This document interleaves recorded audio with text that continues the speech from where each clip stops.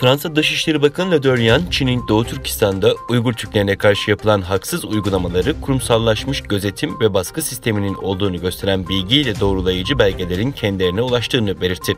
Le Drian, Birleşmiş Milletler İnsan Hakları Konseyi'nin 46. oturumuna video konferans yoluyla katılarak 2020'nin insan haklarının ihlal edildiği bir yıl olduğunu söyledi. Le Drian, Çin'in Sincan Uygur Özerk Bölgesi'nde Uygur Türklerine karşı yapılan haksız uygulamaları kurumsallaşmış gözetim ve baskı sisteminin olduğunu gösteren bilgiyle doğrulayıcı belgelerin kendilerine ulaştığını belirtti.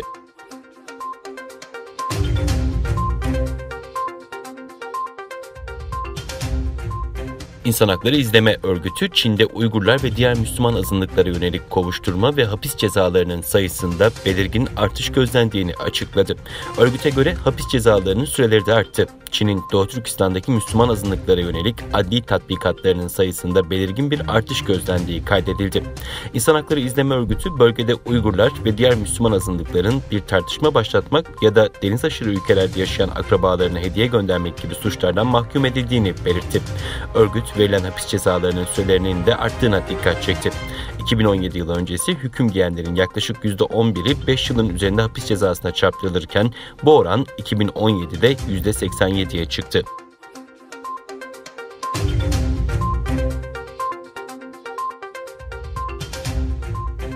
Günlük basın toplantısında gazetecilerin sorularını yanıtlayan ABD Dışişleri Bakanlığı Sözcüsü Bakan Antony Blinken'ın Doğu Türkistan'da Çin'in Uygurları sindirme politikalarını soykırım olarak nitelendirdiğini hatırlatarak Çin'in insanlık suçu işlediğini yineledi. Kanada Avam Kamerası'nın Çin'in Uygurlara yönelik muamelesini soykırım olarak tanımlamasını değerlendiren Dışişleri Sözcüsü Bakan Blinken'ın Sincan'da yaşananları soykırım olarak tanımladığını çok net olarak gördük.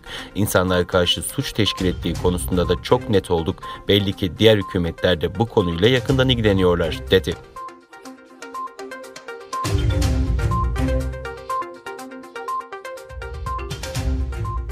ABD Başkanı Joe Biden'ın Amerikan Merkezi Haber Alma Teşkilatı CIA Başkanlığı görevine atadığı William Burns, Amerikan istihbaratının önündeki en önemli sınamanın Çin olduğunu söyledi. Senato İstihbarat Komitesi'nde göreve teyit süreci çerçevesinde ifade veren ve senatörlerin sorularını yanıtlayan Burns, Çin'le rekabetin ve hasmane ve yırtıcı diye nitelendirdiği Çin yönetimine karşı atılacak adımların Amerikan ulusal güvenliği açısından kilit önem taşıdığını kaydetti. Çin'i çetin ve otoriter bir hasım olarak nitelendiren Burns, Pekin'in fikri mülkiyeti çalma kabiliyetini güçlendirdiği, kendi halkına baskı uyguladığı, erişim alanını genişlettiği ve ABD içinde nüfusunu arttırdığı tespitlerini aktardı.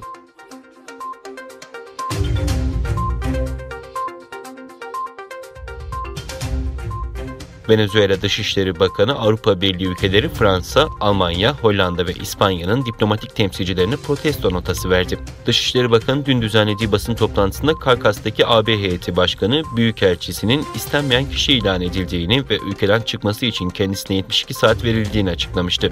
Bakan bu kararın AB'nin Venezuelalı yetkililere yaptırım uygulama kararı nedeniyle alındığını belirterek halihazırda Avrupa Birliği ve ABD'nin Venezuela'ya karşı 55 yaptırım kararı uyguladığını hatırlatmıştı.